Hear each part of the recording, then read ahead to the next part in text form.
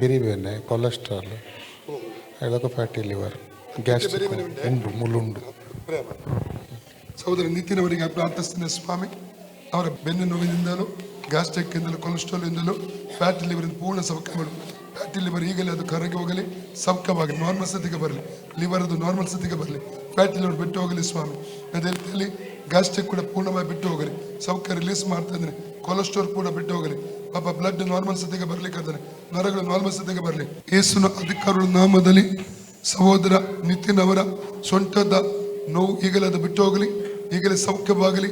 ಈ ಸ್ಥಳದ ನೋವಿಗೆ ಅಪ್ಪಣೆ ಕೊಡ್ತೇನೆ, ಹೊರಗೆ ಹೋಗುವಂತ ಅಪ್ಪಣೆ ಕೊಡ್ತೇನೆ. ಸೌಖ್ಯವಾಗಲಿ. In the name of Jesus, spirit of back pain, out name of Jesus, out name of Jesus, out name of Jesus. ಇದ್ದದಲ್ಲ